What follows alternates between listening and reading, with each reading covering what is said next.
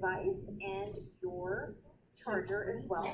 And then students, we will be guiding you to your designated areas. Be mindful if you are traveling to the main building so that we can provide a secure testing environment for our testers. So again, we will be testing tomorrow and Wednesday. Let's go ahead and prep for those 2 days.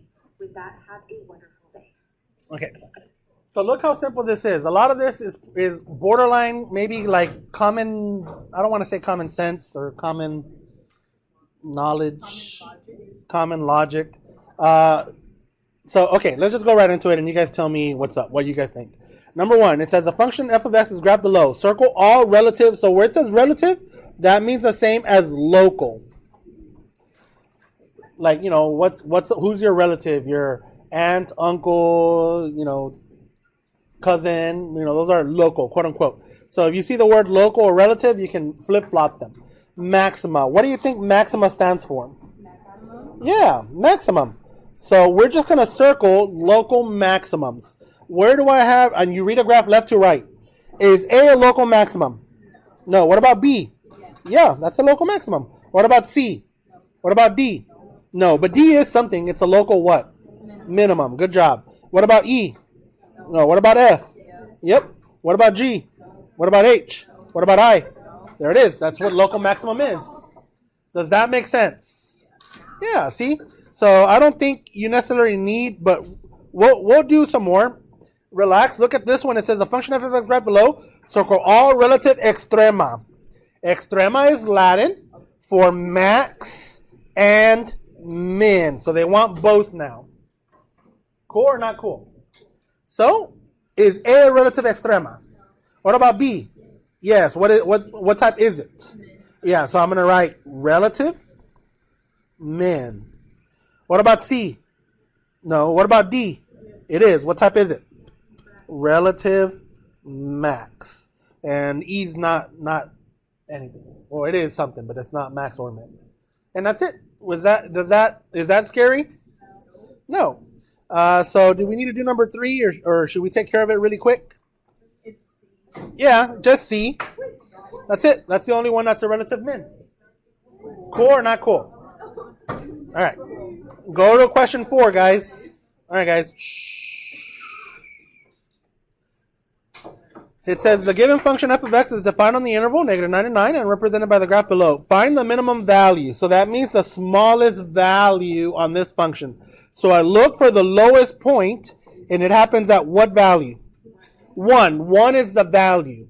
So because they wanted the minimum value of this function. So I'm going to write this. Min occurs at x equals -3, comma, value is y equals 1, period. Does that make sense? What's up, miss? You had a question? Yeah, the AC's on, but it's like that. All right, and that's it. That's all you're doing. Sometimes you're just looking for the lowest point. Does that make sense? All right, let's go to number 5. Don't worry, miss. You're going to kill it because it's really simple. Watch. The given function f of x defined on the interval -9 and 9 and represented by the graph below. For the circled point, select all that apply. Okay. Even if it's an absolute, it's always all relatives. I guess let's just say. If I have something like this, so this is not number 5. I'm just going to make something up. So this point right here, it's a relative min. So everything is relative. But is that the lowest point on this curve? No, it is. On this curve that I drew. Oh, yes. And you call that an absolute min. Sometimes they'll use the word global min. Does that make sense, guys? All right, so there it is. So they want me to talk about this point right there. Well, it says the point is an absolute maximum. Does that look like a max? No. The point of an absolute minimum. Does that look like the lowest point, period? No, it's this one over here that's an absolute min, so that one's out. The point is a local max. Does it look like a local max? No. The point is a local min. Yes. The point is neither an absolute nor a local max min. Nope, out. Cool or not cool? So let's do another one. The given function f of x is defined in the interval -9 and 9 and represents the given. Find the absolute maximum value of f of x. So we're looking for the highest point. Where's the highest point at? 0, 9. So max occurs at x equals 0, comma, value of y equals 9. And that's it. What do you guys think? Okay, yeah. See, pretty easy. Let's look at number 7. And number 7 says, what is true about the graph on the interval a to b? Okay, so I'm going to highlight a, and I'm going to highlight b. Now, by highlight, I mean put a point. Okay, if you're above the x-axis, the value is positive. If you're below the x-axis, you're negative. Yes or no? You always read a graph left to right. If you're moving up, you're increasing. If you're moving down, you're decreasing. So look, you start at A, and I am moving. Am I moving up or down? Down. So between A and B, you are decreasing. And am I above the x-axis or below the x-axis? So it is negative. So look for something that says negative and decreasing. What do you guys think? Yeah, see, you guys are already pros. Let's look at this one here. C to infinity. So here's C, and I'm looking at all this right here. It's going down forever. Forever and ever and ever.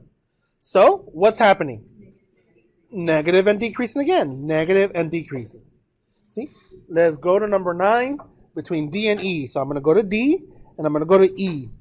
So between D and E, this is negative and, yeah, see? Simple. What if it's like it goes through the... You can go through the x-axis, but then they better stop you because you were negative for a little bit, and then you were positive after that once you cross the x-axis. Okay. You know what I mean? So then it would like say that. It would, yeah, it would probably tell. I'm pretty sure it would break because I don't think they're going to go, like they wouldn't go D to F because D to E is negative and then E to F is positive. You know what I mean? All right, determine all intervals. So this means where function is positive, where you have positive values. It could also be 0, where you have 0 and positive values. So I am looking anything above the x-axis. Does that make sense? So, determine all intervals from negative infinity, comma, all the way to 5 with a bracket. And we put a bracket because right at 5 it equals 0. So this means where is this function equal to 0 or greater? Cool? Cool. Let's go to number 11. Determine all intervals in which the graph of f is increasing. We're just looking for where it's going up. So let's see. Going up from, you read a graph left to right. Negative infinity all the way until you hit what? Negative 7. So here's my first one. Negative infinity until you hit negative 7 with a bracket on that. Union. Let's see. Where's the next one? From negative 2 all the way until you hit 2. So there it is. Make sure to put brackets. And then one more.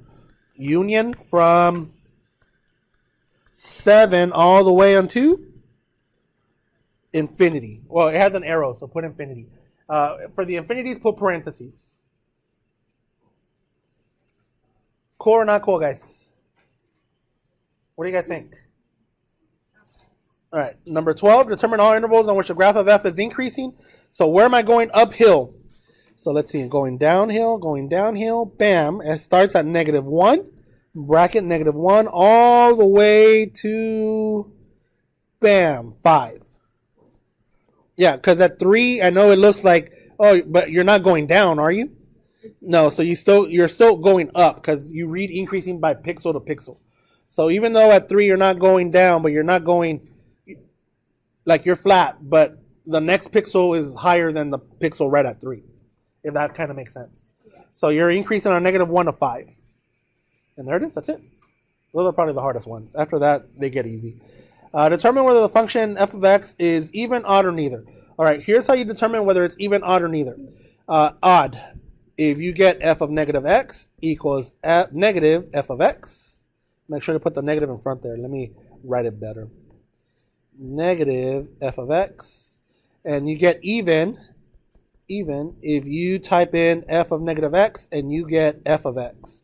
And if it's neither of those, then it's neither. It'll never be both. Cool? All right, so what am I going to do?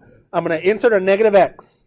F of negative x equals 9 times negative x plus parentheses negative x, close it to the third power. So that's kind of like Wherever you see an x, you're going to type a negative x in there. And then look what you have. Positive times the negative is a negative, and then negative times the negative times the negative is a negative. I can factor out a negative, and look what this is. 9x plus x cubed. OMG, 9x plus x cubed was f of x. So this is negative f of x. So then what type of function is it? Odd. Good job. Good job. That's what you're doing. You're just testing it over and over again. Ask me questions, guys, because I can't tell. Yeah, I'm sweating like a crazy amount here. All the heat from the laptop. All right, 14. I'm doing the same thing again. Look at this, guys. F of negative x. Negative parenthesis negative x close it squared plus 8 parenthesis negative x close it to the 6th power plus parenthesis negative x close it to the 4th power. Sorry, I ran out of room there. So let's see what we got. Equals, negative times a negative is a positive, but I'm still bringing this down, that negative. So negative x squared. And then negative times the negative times the negative times the negative times the negative times the negative is to the 6th power. Is it going to turn positive or negative? Positive. So plus 8x to the 6th. And then negative x to the 4th power, positive or negative? Positive x to the 4th. OMG, is this the same as this? Yeah. So that means I did this. I put in a negative x, and I got my regular function. So what type of function is this? Even. See? How do we feel? Yeah, so I think we're good. Do you guys want me to do number 15, or can we skip it? Skip it. This is neither, by the way. Number 16. The function f of x is graphed below. Determine whether the degree of the function is even or odd, and whether the function itself is even or odd. Okay. Determine whether the degree of the function. Okay, they just want the degree. They don't care whether the function is even or they do because they ask. But it's odd. The degree, the highest degree of this function is odd because of the behavior. Do you guys see that? This is an odd. If it were to both go up like that, then it would be an even. But because this one's going up end behavior and this one's going down end behavior, the behavior is an odd, the highest degree. So the highest degree is odd. So let me look for that. F of x has an odd degree. So it's either this one or this one. Now, for it to be an odd function, it must be symmetric about the origin. Does this one go through the origin? No. So, but it is not an odd function. So there it is. It's that one. It has to be. It has to go through the origin for it to be odd. It has to be something like this. Like let me draw it. Like that. That would be odd. Flip, flip. Mirror, mirror. All right, let's look at another one. Look at number 17. All right, look at this. Beautiful. This one you're going to get it right. Well, like you got the other one right too. So look at this behavior. Look at the end behavior. What type of behavior is that? Odd. Does it go through the origin? Is it, if I were to do flip, flip, would it work perfectly? Yeah, so this is odd and odd. So it has an odd degree, and not that one, and is odd function. Boom. All right. Oh, look at this one. Beautiful. This one is even because look at this behavior. Is it symmetric on the y-axis? Can I fold it right on the y-axis? So is it also even? Yep. And is an even function. Cool or not cool, guys? All right. These you just fill them in with a table. Do you have a calculator, guys, by chance? Okay. Here, look at that cool owl.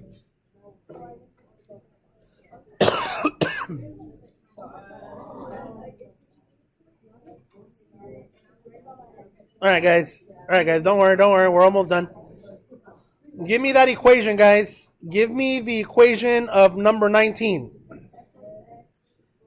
X to the 6 minus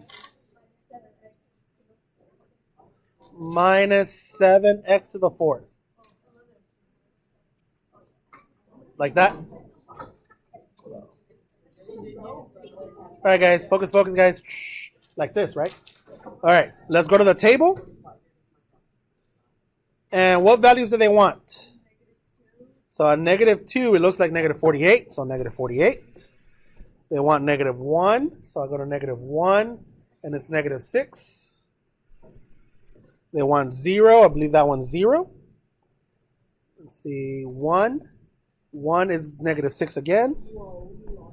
And 2 is negative 48. All I did was get values from my calculator. Are we okay? All right. They want me to tell them whether it's odd, even, or neither. I want you to focus. At negative 2, it's negative 48. And at 2 is again negative 48. So this is an even function because it's symmetric on the y-axis. Does that make sense? If I would have had a negative 48 at negative 2 and a positive 48 at 2, then we would have said odd. But it has to go through the origin at 0, 0, and it does. Cool or not cool? Okay. And that's all you're doing. Cool or not? Like, simple, right? So is it okay if I skip the next 2? Okay. Fill out the table and select whether each function is odd, even, or neither. Same thing. So I'm going to skip all those. All right. Don't freak out. Don't freak out. Look. All this means is, as x approaches infinity, what happens to my y values? So look, let's check it out. I'm going to zoom in. As x approaches infinity, look what happens to my y values. My y values get larger and larger in the negative direction. Do we see that? So I look for that. Could it be letter A? As x approaches infinity, my y values get bigger. No, because they do get bigger, but in the negative direction. Letter A is out. Could it be letter B? No. Could it be letter C? Maybe. Now let's check the other one. As x approaches negative infinity, so I'm looking at this one. Look what happens to the y values. The y values get bigger. So let's see. As x approaches negative infinity, do my y values get bigger? Is it C? There it is. That's what you call end behavior. Later on, we're going to put the word limit in there. Don't worry. We're fine. Look, we're going to do another one. We're going to do another one. Sorry, guys. I got something stuck in here. As x approaches infinity, what's happening to my y values? Bigger. So let's see. Maybe. As x approaches negative infinity, what's happening to my y values? Bigger. What's the answer? A. Stop me, guys. Stop me, guys. Because okay. Yeah, pretty simple. I think. Do you guys want me to do number 23, or do you think we figured it out? Okay, you guys do it. Tell me.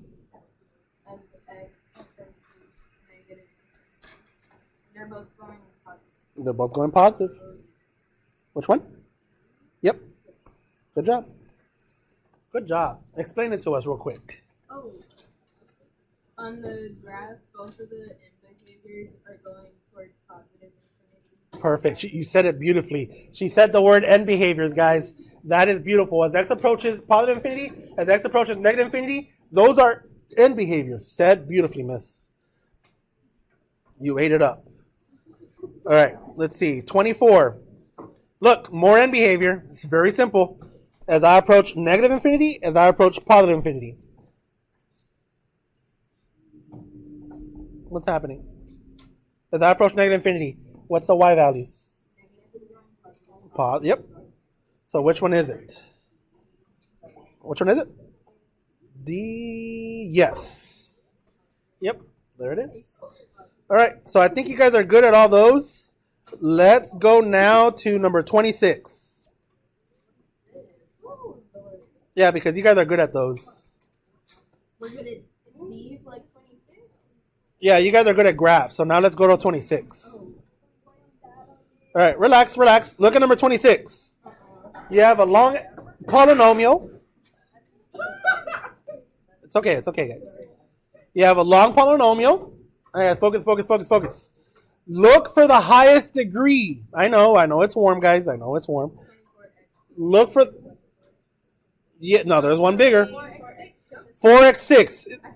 Is that an odd or even end behavior? Even. Because it's an even end behavior, and look, the coefficient is positive, it's going to look, and I'm just graphing the 4x to the 6. It's going to look like that. The end behavior. Just, obviously, there's some funny stuff happening in the middle, but it's going to look like that, the end behavior. Does that make sense? Yeah. Perfect. Ask. How did you know that was... Because it's 4x to the 6th power. The 6th number is an even number. The sixth degree. So if it was negative, it would be odd. If I had a negative in the front, it would still be even, but it would open downward. Like, okay, tell me. Okay, so then how would it be odd? If it was 4x to the 5th or 7th. Oh, odd. Odd degree. Yeah. Cool or not cool? All right, so now I just look for that behavior. Which one is it? Which one? B. Yep. Does that make sense? Don't worry, we're gonna do three more just like this. Look at 27. Ask. Good question. Go to look at number 27. We're gonna do that one together. All right, ready, Martinez? It's the highest degree. Yeah, that one's the ocean. The rest is spit. Ocean and spit. Remember, I don't know if you're like that. Maybe you don't. All right, look, we're gonna do another one. Look, so which one do I choose on number 27? All right, guys, focus, focus, focus. I look for the highest degree. That's my ocean. So the highest one is the 5 even or odd? So, and is it positive or negative, the coefficient? So it means it's going to look like this, my end behavior. So which one is it? Positive to positive.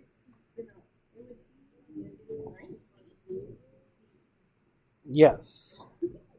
What if I would have had a negative in front of the 8? It would have looked like this, guys. Let me do it in black. It would have looked like this one in black if I had a negative in front of the 8. Does that make sense? Yeah. Okay. So let's look at number 28. Which one am I looking at? Yep. Negative 2x to the 4th. It's even. Does it open up or down? Down. All right, guys. It opens down. See, because of the negative. This function does not look like this. It's just the end behavior. All right. So as x approaches positive infinity and negative infinity, my y values approach negative infinity, or f of x values. So which one is it? Yep. All right. Number 29. Which one am I looking at, Martinez? Which one am I looking at, number 29? What term? Yep. How's it going to look?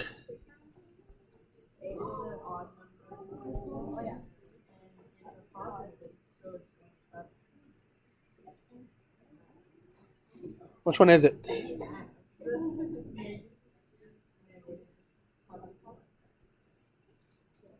As x approaches positive infinity, y approaches positive infinity. As x approaches negative infinity, y approaches negative infinity. I think we're good. I think you guys are bombs. All right, we're good, guys. Let's go to the next page. Now, what in the hair? Oh, wait, no, it's easier. Yeah, it's not that bad. These are the last two. All right. Don't worry, guys. We're going to go slow. It says the polynomial function f of x is graphed below. Fill in the form below regarding the features of this graph. Notice my end behavior. So it looks like the highest degree is going to be odd. See, it says the degree of f of x is odd. Does everyone know how we got that? Because of the end behavior, right? Okay. And the leading coefficient is it positive or negative? Positive. All right, guys, focus. Does everyone know why we got positive? Because of the end behavior, right? Okay. These are blank distinct real roots. Okay. Hopefully you remember from Algebra 2, real roots is where you cross the x-axis. I count 1, 2, 3, 4, 5. How many real roots do I have? 5. There are 5 distinct real roots and blank relative minimum values. Okay. How many minimums? Let's check. 1, 2. 2 relative minimum values. And that's it.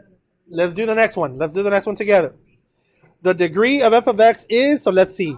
It's going down forever. It's going up forever like that. The end behavior. What is it? Odd. The highest degree is an odd. And the leading coefficient, is it positive or negative? Positive. Yeah, if it would have gone the other way around, it would have been negative. Like if it would have gone like this. If it would have gone like that, it would have been negative, right? Okay. There are how many real roots? 1, 2, 3, 4, 5, 6. Awesome. 6 distinct real zeros, and how many relative minimum values? 1, 2, 3. Yeah, right here. Look, I'm gonna circle them in sky blue. 1, 2, and 3. So then the value is Yeah, that's still a relative min. Can we do this, guys? yes. All right, that's it. We're done. What is it? What is what? What is the assignment? It's called Delta Math. Yeah.